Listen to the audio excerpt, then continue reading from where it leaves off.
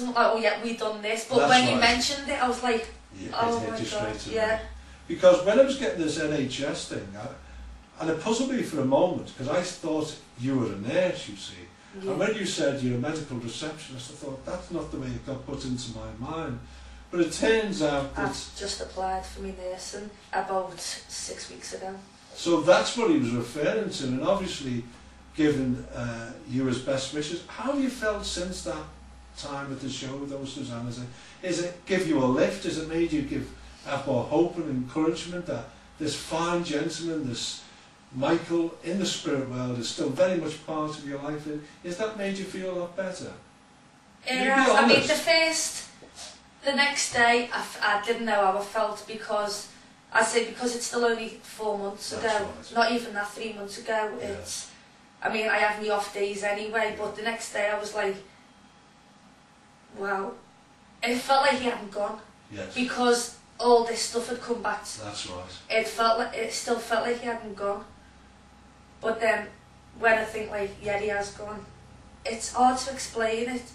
I felt comfort knowing that he is watching down and he is looking over us and everything else, but it also made me feel that guilty that I can't move on, because if I move on, he'll be watching thinking, how can you... I even though I know that, I don't know, I can't explain it. No, I do understand, and that's a very natural thing to think, but you know, on the heaven side of life, it's total love and total compassion. And nothing could ever break that bond of love, even if you end up meeting someone else. And the fact that you knew that gentleman, fell in love, those two things can be separate and complete. So it may sound odd from this side of life, but on the other side of life, because there's so much love, so much compassion, and because they've got your interests at heart, it's a selfless place. And love is a selfless thing. So it shouldn't trouble you too much. It's not, I felt calm and I felt happy and pleased that he's still with us. Yes. And safe, if you like that. That's right. He's still like caring for us. Absolutely. But I also had that guilt that I'm still getting on with life and he can't be part of it.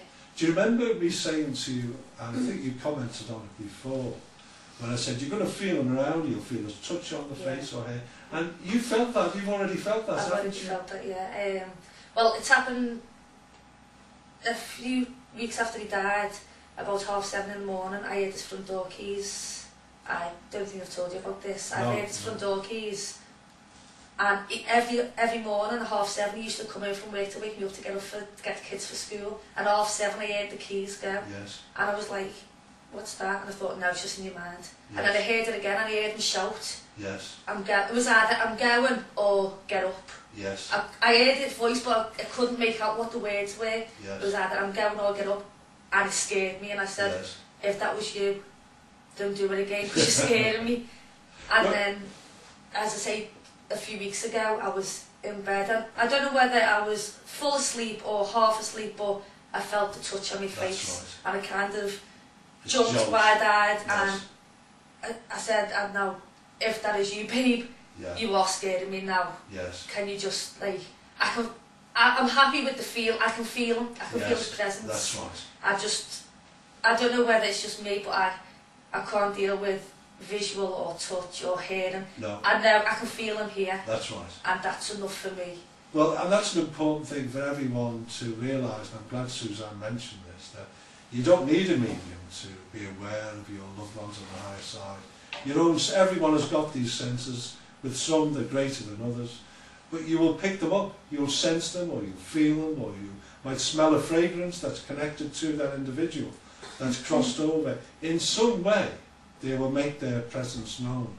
And that's the important thing. Well, Suzanne has been totally honest there by saying, look, I don't want that too close, it does startle me. And he'll respect that.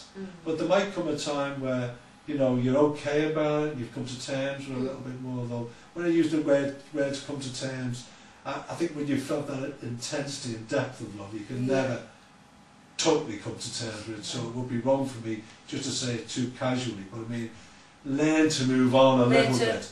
Deal with it, that's right. But it's too raw yet.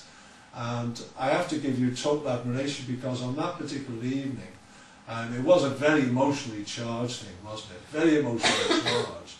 And yet you were still able to hold your own and respond clearly.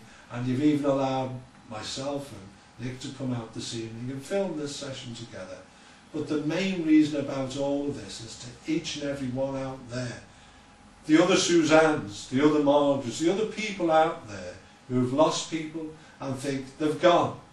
I'm never going to see them again. Well, you couldn't be more wrong. And on the times I've been doing this way, many people have seen part apparitions or full apparitions and think it's their imagination, until a medium on the stage goes, do you remember when it happened on the land? And oh my God, and then they realise. But Suzanne and Margaret and the rest of the family who might be a bit off camera, thanks so much. Oh no, thank you, because you've really, no, thanks very much.